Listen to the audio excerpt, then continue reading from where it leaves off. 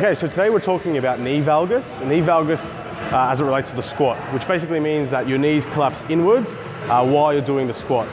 This isn't ideal. There's a power leakage in this situation. The lifter is losing force production that could be going into the ground as their body moves away from the strongest positions in the squat. So this is definitely something that we don't want to be doing. Now there's lots of resources out there and information regarding this topic. And obviously there is, this issue is a multifactorial issue, which basically means there's lots of factors, lots of things that can be causing this issue. And it's hard to say for sure what is the issue without actually assessing the individual person and their strengths and weaknesses, muscular imbalances, posture, and anatomy, right? So the whole range of things. But what I want to do today is I want to share with you one cue that might be able to help you. It's helped actually a number of my lifters and a number of lifters that I coach. At the same time, it has had no effect on some other lifters. So again, it depends on what your issue is. And the cue is, don't push your knees out. In fact, think about pushing your knees in during the descent. And that's the idea, and however you want to cue that is up to you. But the idea is to push your knees in when you're coming down to your squat. And there's two kind of reasons that I'm hypothesizing as to why this has worked, or why I see this work anecdotally. The first is about joint restriction, and the second is about muscular, is muscular related. The point on joint restriction is that if you push your knees out as hard as you can when you're going down, what you're doing is you're putting your hip into external rotation. If your hip joint is lacking external rotation, like that in terms of end range of motion, as you're going down to your squat, your hip can't actually sustain that position, so you have no choice but to fold into internal rotation. That's where your femur turns inwards, and as a result, in the closed kinetic chain of a squat, your knees buckle inwards. So if you're having range of motion issues at the hip, obviously that's something that you need to address, but of course, avoiding pushing your knees out too hard on the descent can be really, really useful. And the second one is about muscular imbalances, like I said. In the hip, we actually have 6 muscles that are responsible for external rotation of the hip. And you'll never guess, but the muscles are called the 6 lateral rotators of the hip. It's the gemellus inferior, gemellus superior, obturator internus, obturator externus. There is quadratus femoris, and the one that most people are familiar with is the piriformis. These 6 muscles are like the rotator cuffs of the hip, and they're all responsible for external rotation of the hip. It kind of looks like this.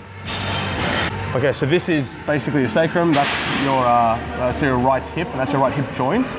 And these muscles basically cross from the sacrum over here. Pretty much all of them do this, right? And they all grab the lateral part of your femur, and they all pull your femur. This is the posterior view, by the way. We're looking at it from behind, so you're looking at it as if I'm facing the wall.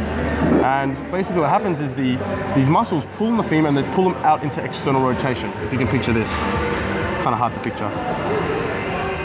Twisting this way, which would be external rotation if we're looking at it from the back.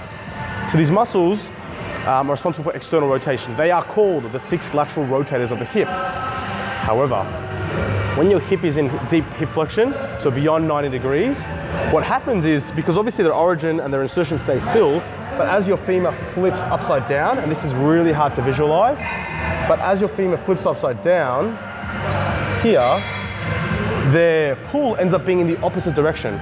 So any anatomy textbook will tell you this. Those 6 lateral rotators of the hip end up being internal rotators.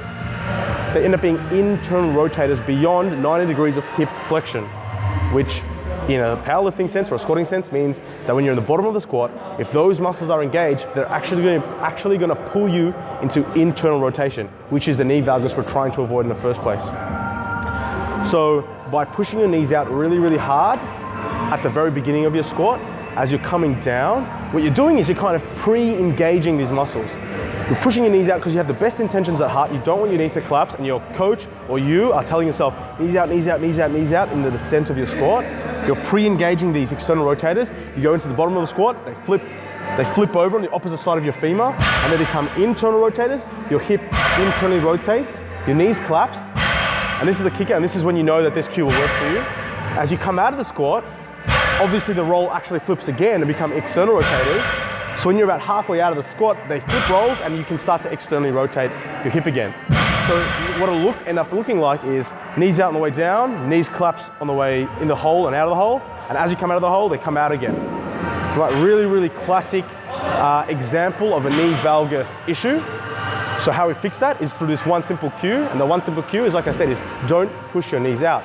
what you're gonna end up doing is actually letting your knees track neutrally. And that's the key, is track your knees neutrally.